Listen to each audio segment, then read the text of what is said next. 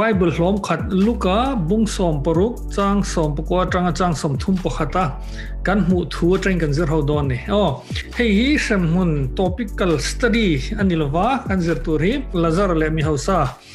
pa chungchang kan hriat vek atang khan Hremhmun chungchang enge kan hmuwa a pumpelh dan eng tin nge ti kha kan zirho tur ani Rhyme and reason.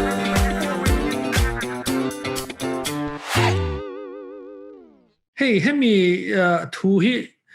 alara kan hrelara masa hriat lar te me hi enge ni lo chiar liam pot hi ola tin hei no pang Sunday school kan zir masak ber pol a thon thu ang zonga kan zir tir ania thon thu hi cha chiar liam me hi ol thina a chunga message hai en na hare me ma ngun ta lo ngai tha ril rulo in seng sau tur ken so mani le mi hausa le lazar chungchang ani kan ti kha hetiang hian in anglo tak me mi pani khan omani mi hausa chungchang hian en taila amasa in chang som pakwana tangha kan tananga tin mi hausa tu emo oma puan senduk le puan zai sin tak asina ni tin nuam satakin om thin tinia hetla hianin puan senduk hi mi hausa le mi ro puiten ahun laya an ba thinania an hak thinania te tiang I puan senduk ha phachin ga chu society khan khi ta dani isu po khan man khan rom sipai te khan atti elnan I puan senduk khan sintir ni omje chu hei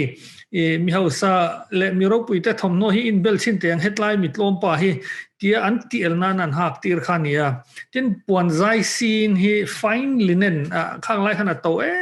meya khutlai vela siam pon ni lawa mun hlat taka tanga chok lu pon zai sin zuar le hapachin te chu mi hausa le mi nei nung lutuk te khan ni top mai ni heta hian pon zai sin tia hena du tok lo tak atia fine linen po hen a brand chaber ani melani tu lai tong kamin da taila designer wear latest collection hatrin and titaila designer wear po to lutuk hei mall pa ngaya po omlo a bigati mo tin New York Paris Seoul vela al hanle ngai chi a latest collection page khatiang ang hapha le hatrin mi hausa pa kha kan mutani tin nuam satakin om thina ni tin nuam satakin om thina tilai takhi English lama le atong bul lampang jok Greek vela chuan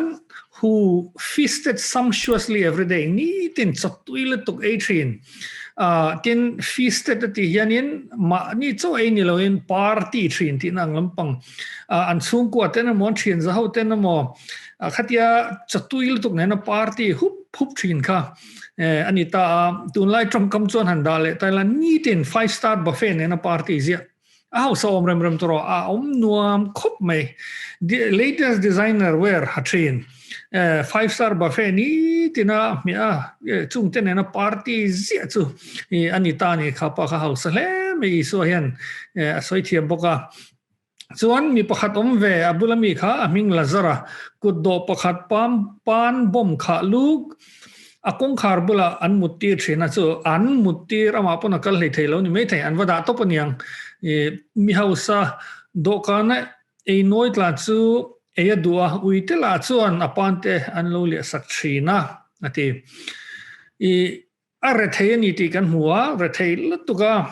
akut ado angai ta atin na tuarin ni pani na bom khatlu ka eng pan nge kan thlowa amara chu taksana na salutuk nei re thei boxi na boxi ni amara chu mi ten an ngai to lem lo ni achungan party lui 5-star chonen ani kha chuan apan te han tuam sak tu te en kol tu te tin dokana chokil le an ang tir tu te khang tiang ang kham mulowa mi ngai tha ignored ani ama himo chu wang chuan apan te la kha alo nai du pol chu wi khan me ani panon lo liaka an li na chan hi an khongai wange an mani in e turan lo zong ve ti po kan thla chong lo wa eng po chu ni sem mishing ngai event tu nei lo re thei na tuar khala zara khani tani chuan ang lo khop mai tro pakha chuan designer korto ber ha chuan 5-star buffet na party zia pakhadero chu annalu tuka re theilu tuka ku doin oma tin mangai nai na thleng zo lowa mi ngai saka hlo lo ni khatlai kha lo man taila tuam dam tu anei lo ni lazara hian le kan hriat nu te nia in kar hi kan chik zok na kan enta chuan akal ta zel ani hun kha chang som ni panina chuan tin heti hi nia kut do chu athia vantir ko ten kalpuya abraham ang chunga anda abraham ang chunga khan athi khan vantir ko ten anon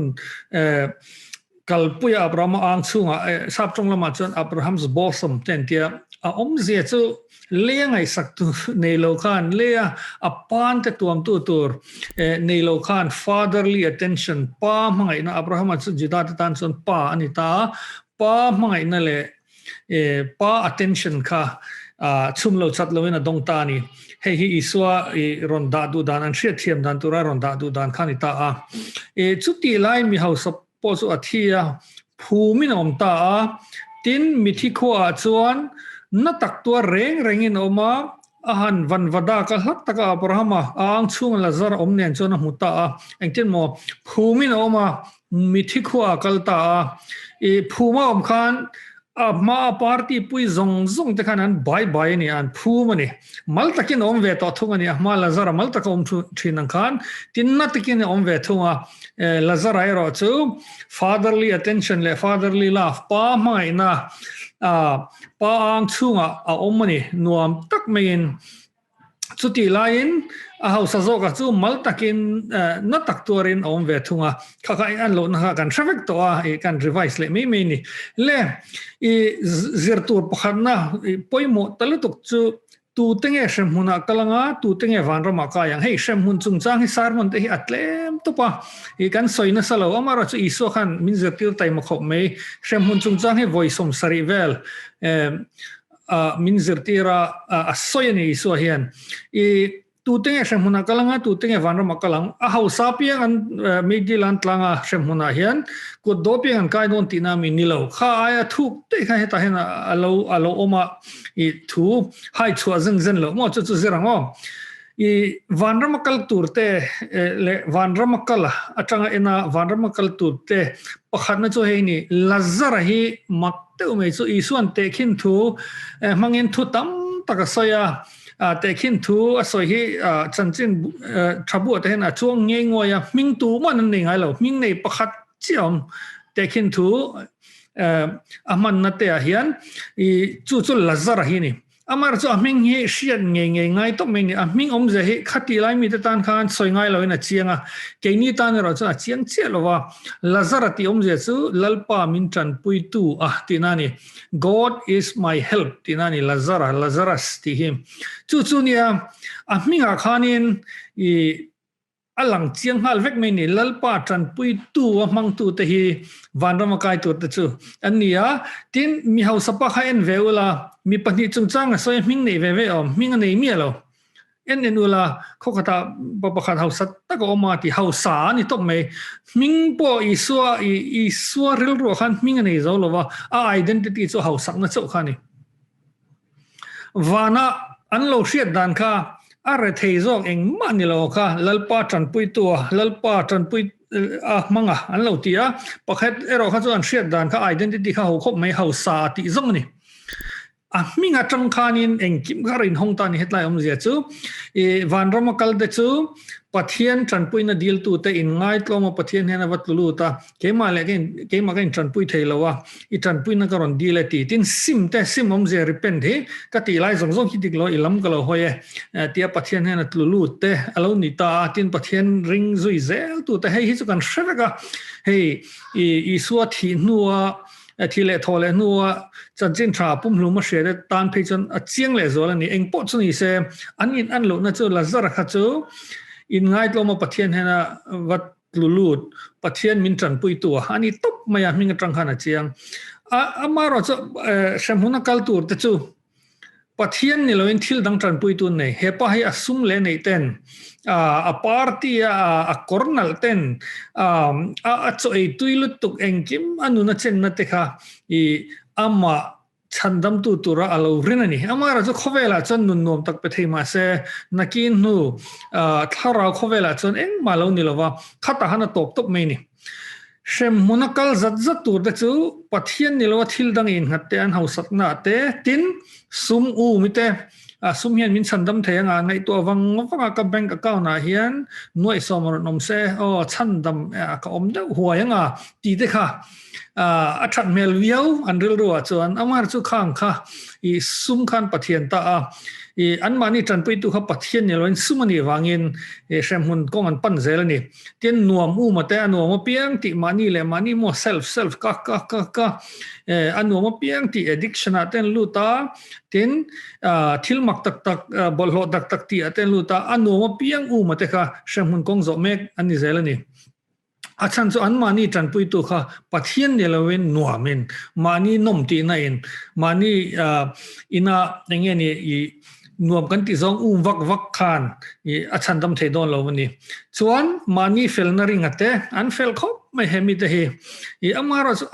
an mani tran pui tu kha lalpa ni lovin an mani len mani ni an mani dan zom na te fel na te eng moni an ti atang te khan an na tho tang te mo in chan dam tum te khang Hremhmun kong hi an pan zel bok ani engang pon fel ma se achan chu tran pui ta tu lalpan man lo wangin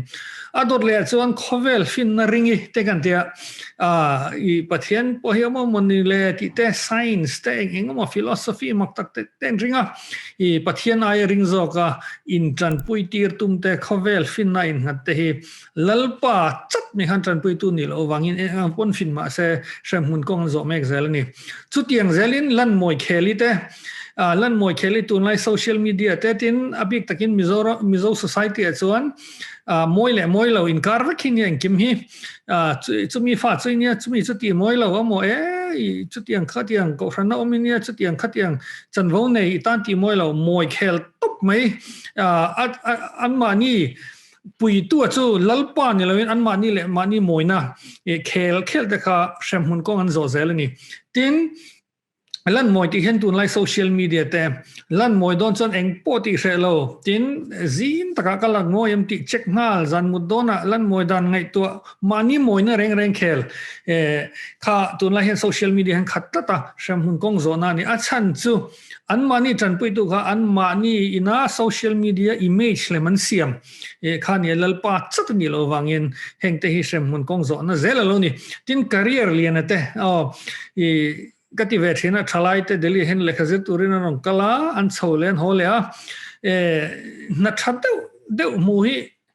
pathian hi an shazui lem lo khop mai ma khop mai poi ka ti thin thalai te in man lain fel takin anoma chatuan mitin lo en daila khatian na thatakan mu kha alo mom viau lo ni atopa boral na Hremhmun na pai thei ni wangin ma khop mai hi ke pon makalati zela engatinga career na thave de te eng exam mo tlin te hi kan la tlin lo viau tharau nu na chet pha boy ti te khang tiang te kha achan bulpui ber chu an mani tran pui te khan MCS tlin na mo civil service an tlin khan pathian pohin mo tolo an career kha khami khanin ani lo pon sum don na te han lut fuwa khami an zon na le an career khan an mani haron chandam thein khami haron chan pui tat mai ni tungai ni anti pon an soima sakbel su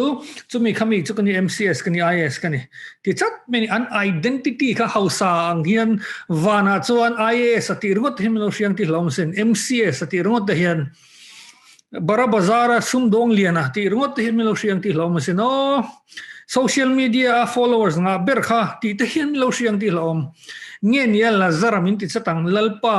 min tran pui tu min ti chatang lalpa min tran pui tu ini khu min ti chatang hei hinia eng po hi hetlaya zong hi thalo lo sum atha nuam mani theanga pathian phalchen nuam tur mani po felveran tur ma se kan felna in halo khovel fin na thalutuk lan moi to po tha chanchin thane na in moi zel te phesu career thatak nei po tha amara chu rin ber kan nei che hian Hremhmun kong zona ni atopa chuan pathian ai thil dang du zoka le du zokite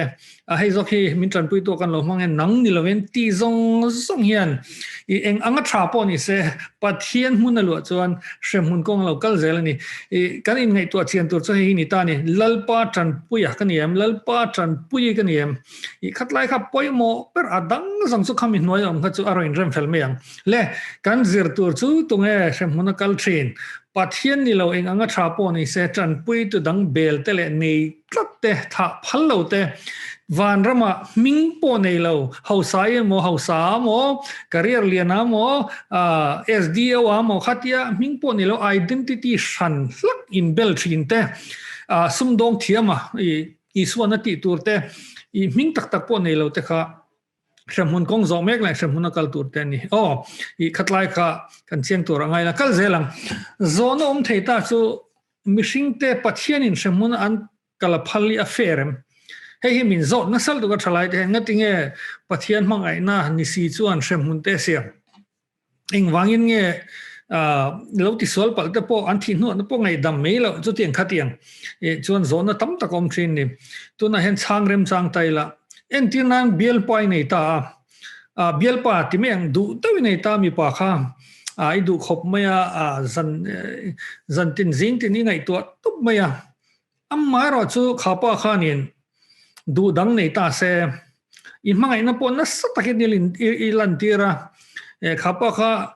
zowa te ni ta se zowa i tan chon thi po ka hom sin eng kim hi mai ti mala midanga du ta i avapan kan chon eng ting nge tiang mangai na puitling ta ka chuan i phuar pet longa in du tir chiam ti der chiam hai tum lawang mo i mai na hat tuan tling chon kal me ro i du tak nei chon wakal me ro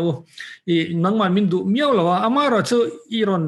le du hun na chon kalopom angche i ti mai thein ni mo mangai na tuan tling a chon i ti tur tak po ni amai ro chu i let go ang hei amakana ti la kha kan tlang wala in la thin mo ole ilung dum tu nen chuan fanau mal tlong join valeng ta la ti a let go mai ni khang tiang khan mai tu tak tak chuan engang pon mangai se mangai khana du let velo chuan a let go kha mai na puitling zok ani tat mai ni pathian po hi min mangaya nasatakin zol nei te aron tira zol nei te mangte ti shan mangin ko shan mangte speaker te mangte le thule la ti sang tu na chon YouTube te social media te kan kewa pia mai na he min fa lom loma amera chu pathian ka du lo che thil dang ka du zok ti chuan mangai takin Hremhmun let go don che i du mio lo wangin eng wangin nge ni chon i du than na wangin ani le pathian i thang lo kha sin fair lo zok khatlai tak me kha hanin chang lo ge laga tia chan chu Hremhmun soi piang hian pathian hi affair lo ti ha enge ni kutum mu hi ole me ma amai ro chu kutum mu do chu khami pathian mangai na no la nang ai chuan hetlaya thil dik wak lawa hau sakhi ka du zok kamo nang ai chuan phaya oma nun chen wak ka du zok anti miau chuan pathian hian mangai takin let go ve nga ya chu tak chu ni i affair mem na affair lo zok chu min mangai reng tu mangai let lo khani ti han du tok tamil hetlai tak he chu le zir chom zom zelang heta hian ni chin kan muang khan mi hau sapa khan Abraham ang chunga Lazar ong kha han mu pha om na tang khan chu ti chuan Abraham nen chona in betani tin awa kapa Abraham mi khongai la Lazar kha han ti ro akut zung mor tu ya chia sela kalei ti dai na turin he me di la hian kana emani atia na om ze chu Abraham ne han Lazar haron tirte ti hian tui miran farse kalei hian chu ti choron tiro se hati Allah hausa mi du tu la tir thang han lain ngai ni ma sel Abraham chuan ka fa pa nangin idam lai khan thil thai changa chu tiang bukin Lazaran thil thalo achan khashit ta che ni ma sel tu na ani zong heta thamo ki no ma nang zong ina ni kha chu lo renga po heta tranga nang ni ne na kaltum te chu an kal thailo na tur le tu ma khata tranga keini ne na an lo kai thailo na turin keini le nang ni in kara hian lekak na satak an siam tlakani om je chu tanin po thei to lo ve iti shanin kanom to he hi a final ani hemi idin mun le kan din mun ni a final to ni I aron tita chu tianga tir me thei le inkal po thei po kan ni lo ve aron tiani tin mi ho sapa khan heti hen ti let vele tin ani chuan ani le kappa ani chu kapa ina kaltia tur talinga ngena che pian pui mi pa panga ka nei sia he ko omna hian an local ve dange thanem ngai takin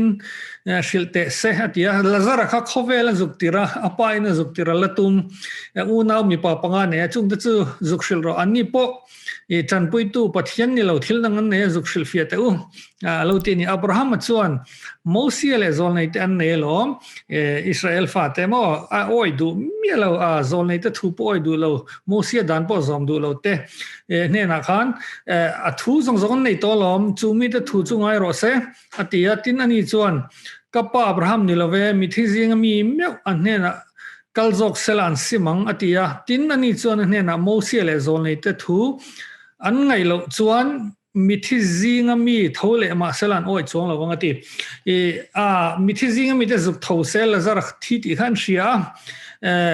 ti khan zuk in lar se zuk khil se miracles ne zuk che se an o yanga tia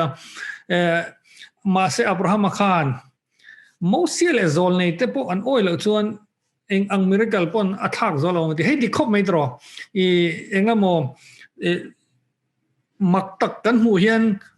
adai re lo khop mai adang kan be se le mai ni chu chu ne mishing thin lung swal je chu pathian po hina satakin in la thin tro kel kang harna kan ti te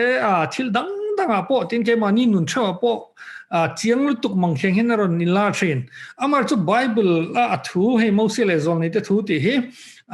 Genesis tanga Malachi te ti taila chon anu thung thar te ama Bible bel pe tak tak lo hi chonin thil mak atang ringot ichon pathian hin po thei tak tak lo ti na ni Moses hian chutlai tak mai chunia in nei vek to engkim ke ni po hi Bible kan nei chuan engkim mi kim to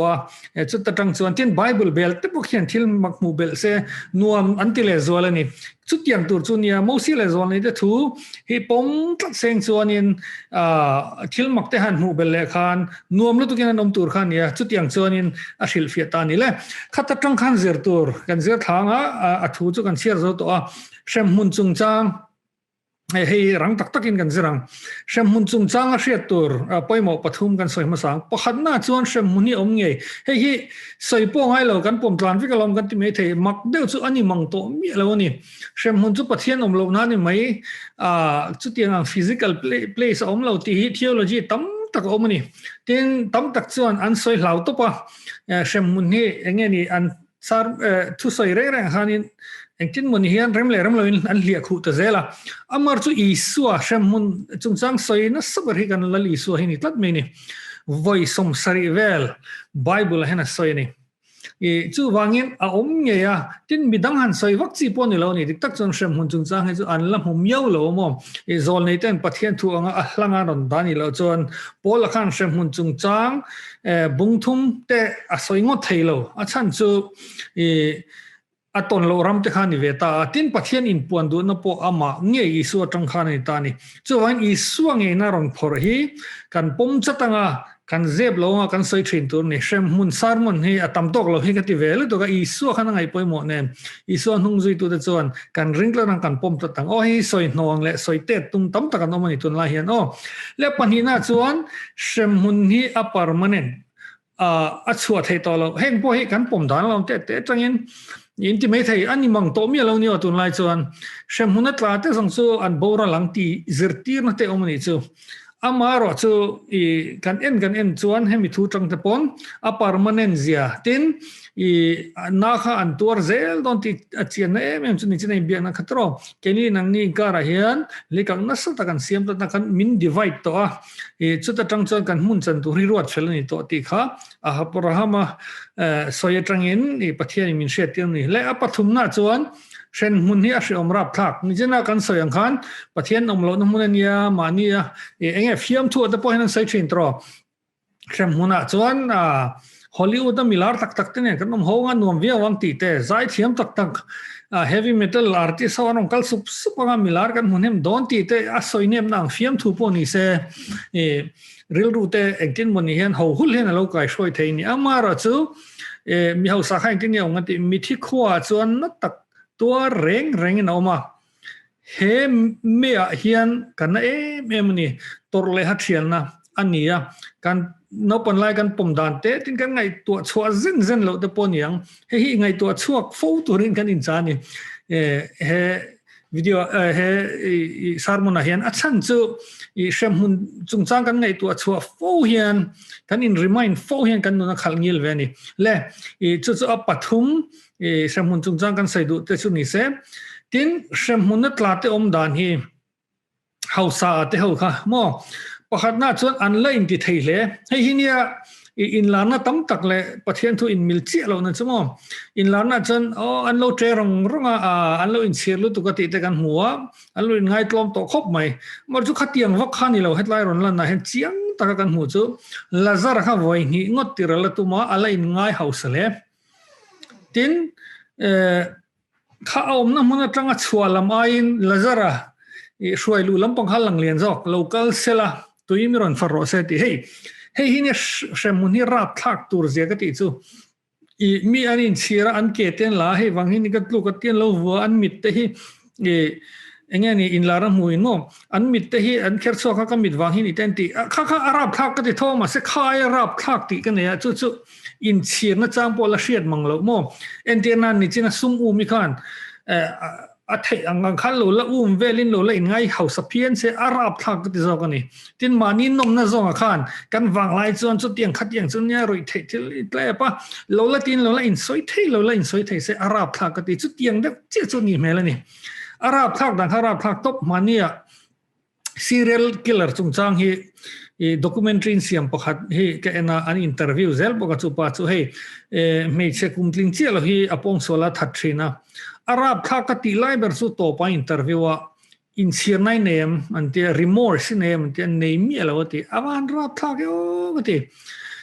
hey setanazia ngel nget takani heng ho po hen chung chu an putlat me ni hausa mo la intis lazar ha du in tir kwal thai mo lo ti ala titlat mo ala chapu khop mai hausa omang han ala om entirnan mi pat me chen la matlan vak in ti thei teu kha Hremhmun a hen ala in soi thei don chu kan wang lai chuan chu mi khol la mel tha chu chuan min ngaya chu mi khami bialnu pariat kan ni kopa ala ti ala in soi thei arab thak topani in lana an muten hen ang chilo hetlai eng lo hi kan nol vekati na lam ni loin mas arab thak le zolen ge hemi kan soi hian mo chon apani na chuan in china chang pola shelo mo abraham khathil aladil selfish me ani na taka chuan ma ni selfless mi te tana in pe tin mi te tana in pe so na va in ngai tlom lo te zong Hremhmun ang kalti taila adiko me ma ni la in ngai to na khan ala tang klat me ni kha khani rap thang ka ti chumo tin chin chen na ha chiang lo mi thi to hi zuk ti ro la ti bang ni in chen na chang shalo me ni lo chu ka du ala ti char mom ru hi man taila thana tangin mi house da in rok tur mi lo shil lati se chu tiang vel choni mi pong sol mang hi mang ta la pong sol tur mi lo ko mu deu lati ang vel khani ma khop mai dron zia he arab thak to pani Hremhmun ni kan ngai thinai po he na arab thak ti he thu toy te tra hin ron lang ni le ka pathum ni se apali na le ni atom na tan chuan Hremhmun na tangin pathian mai ni alang chiang top ti hini ama khop mai pathian mai na hi khoya mun tang pona lang chiang a Hremhmun na tang hen zuk lang chiang ma ni china abraham tongkam pathian mi tele pathian mi zeron langa min khoi tu su ken bot sai la hian hei hini chang som ni panghana ni ma sela abraham chuan ka fa pa ati hei hi tunge biak mi hau sapa kha pathian mai na ro pui ze chu pathian nol nu medila ommek azuk biak khan ka fa pa alatiani abraham hian hei hinia Hremhmun kan tlak te a hlau toping garing ani pathian hian a hlau perani te poti taila khang tiang khan min mai zia allan na chu commentator ka share pakhat pon hetlaya abraham an ka fa pa la thi thei hian min wahan tok e mati ve thlota ke pokain bo saila hian min tok topani tu na hian engangin chemaila engang pon local maila chance la nei te phei chu min kolum lamang kafa pa kafanu I tin kan chung te pon yang he mi Hremhmun zo me pathiana ya chan pui tu dang nei me hlim ve em bol tuk in ti thei vel tuk te I po kha kafa pa kafanu ti hian pathian hian min aulum lom ni chu ni poi mo chu I Hremhmun tlang atanga khami kan wa clear thang kan min mai ze heron lang zel ni mak takani pathian mai na hi chumo chu wang chuan tuna hian ke ni po Hremhmun kong zo kan hre chuan I Abrahaman pathian ru pong chok ang hian pathian fa te tlak hlawm ngoi kan om tu ni kan tang tur ani kan rong bol na ten kan tang tok lo te he ka ti ve thina ke ma po ka bang chung lo wa I Hremhmun mi an tlak hi hlau ngoi ati vak tur mo I zanin Bible study anga ta in som chiam tur khang tiang khan I pathian thu tra link te po hin thon chiam tur in mu khom chiam tur trong trai chiam tur ka fa pa tin pathian hi ru ngoi sia tin cái mà chẳng chính bạc hàn soi lúc cái là các boss này mà sắc po là nghe na cái thọ chẳng tiền hay corporate cái chọn na cái thọ ta tắm ta cái nín xia phel zia ha khát chiếm mấy lâu nè thì hà nín anh nói cái thọ cái thil anh mo liền tham đâu thì đó thì chọn cái mình cái lâu tiếng hi thì mấy giờ là tiền kan pule song tena min han review don hian kema kalau watru nge hiti meizela avan taima angrenge katia ti han olda hen ko oma tin engem makum to ba I thil review le planning vela hianin ril ru sen ngai le mi mu ngai tin mani te pokan team ti thadlo the review na te hian min ol ne mm3 na avan taima ra e kalau ti me me ya cho an tu ani nang hakan chel chho ve kan han thok ve zela alo ha thak zia le na zong khan stressful le ha thak lai zong min lo ol zia kha ka mu chuak thiam chu ni ama khop mai ama khan chon ka hre roi tho ka hre chiang em lo ama ro chu adin hun anga kan din veta ga khan min an nau ten tira ti son a chet pon nge ni ama tong to kan mang te kan ti an noi tho mi te an thon sup na han mi lo thon ve phal reng lo nia chon ama ai kan o khanin at yang ha ka ti ve thei tamang lo ni khang tiang em ma mi protect ne le mi ol ne kha phel zia kha kaman chuak ta ni chu tiang de bok chuan Hremhmun tlang atang pokhian mak teu me chu I suan min mangai na hi alo lang chiang em ni Hremhmun kan tla ka hlau em wang hin ya kan sual phurin cross alo thia pumpelh dan milo siam sak hemi hi Hremhmun tlang atang hian Hremhmun ni hlau po le I su mangai zia che siang mak dewani I su ka mangai te Hremhmun chungchang ngai to pe lo te I su mangai na soi vak Hremhmun soi theng le si lo te I kha a fulin an laman lo mo Hremhmun soi pop ngai to chiang ama Hremhmun tlang atang I su min mangai zia kan va thlir khan a mangai na hi lo mo ni chu kan na tho tang hana chiang ve me magran soi ve a het hian I su hian min shilin ka ria Hremhmun chu mun rap thak lutu ka chon I kal ka hlau ma I sual ta ka phur sak che sin thi khop hialin itan na satakin ka tura ati isuain Hremhmun pumpelh dan ka tho chua sak che sin ati he mani tan thelo chirama vai khat chikan chir thalenge Hremhmun ai kal ka hlau ma ni china kan soi to hlawm lutuk akan isual ta ka phur sak che crossa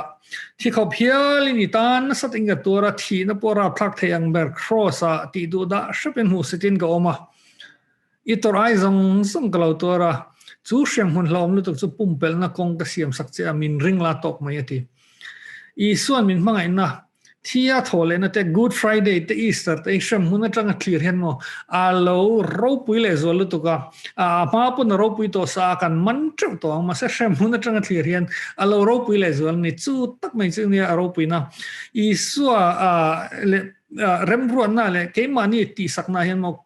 kan om na achiat po le mai na hin na sat tel mai ni aswala piangin angai dam lena piangin akhongai nan hulian train chutiang de lek chuan mun cheber Hremhmun atang hian clear let wangila engeni กันติตัวที่มีเฮาสปาในให้นางเราคมไม่มีเฮาสปาส่วนอดูข้าล้ำจัดไม่นี่ตุยอลามาจุมิโซกปายนะสุกลุละเขาเอาแต่มีปาปังอาแต่เขาสุกเชลเวรูอะไรที่จัดเก่งนี่จนที่เนี่ยกันที่ยังเชมุนตลางจังยินกันหันอมแวงว่างกันหันเคลียร์งานละลิสูมินไม่ให้วารูปุยนังมาเราจะตูมากริงระวังเชมุนคงสนานี่นังมากริงมาสาเจงนังมาริงตัวลาซารีกันนี่พอตั้งแต่อินกันอินลันนี่กันติตัวนี่เละตัวน่ะขายของไตละอามาสับเรนตัวตั้งเชมุนกลังตัวตั้งวันรำกายังเชมุนกัลตัวเด็ดซูมิงตักในเราเตะเฮาซาเตะเฮาซาเตะสมุมิเตนนมตุมิเตนนมตุมาเตะลันมอยตุมิเตลันมอยตุมาเตะทิลดังริงเตะทิลดังริงเตะอันนี้วันรำกัลตัวเด็ดซูลาซาร์เตะลัลปนัจันปุยเตะอันนี้apaนี่น่าจนเชมุนจุงจ้าอัตตะกะปาร์เมนต์อาราบทักบกอาศัยอาราบทักเฮียนกัน avoid ตัวนี้แล้วว่าทิลหลังเชียงตักอมนี่กันติกะapaทุ่มน่าจวนเชมุนนัดลาเตอมดานอันละอินดิเทลเลอินเชียนน่าจางปอนละเชลล์อาทิลดูอันละลำจัดอันละ entitled กันติไหมทราบตรงอาจารย์ติไหมอีกครั้งที่หันละลำจัดจู่ให้ช่วยข้อมาแต่พวกประเทศใหม่น่ะละเชตักเราจวน shopping list อันเดิมจู่มินติสักละข้างที่รังคันประเทศอดูแล้วอามัลสมนั่นแหละ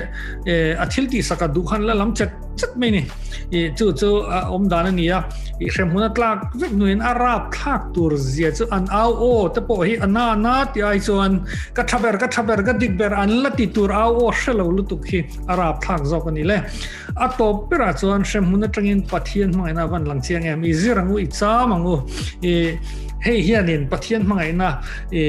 กาฟปามินละตีเร่งนั่นแต่กาฟานูมินละตีเร่งนั่นแต่ที่นี่สัวครอสมอยเจเตมุนเชเบรตังเฮียนเจียงตะกินเราหลังโดนนี่อวหันรูปุยทูกันใส่ตักเตลัลปันกันจัตานมัลสมรส Rhyme and reason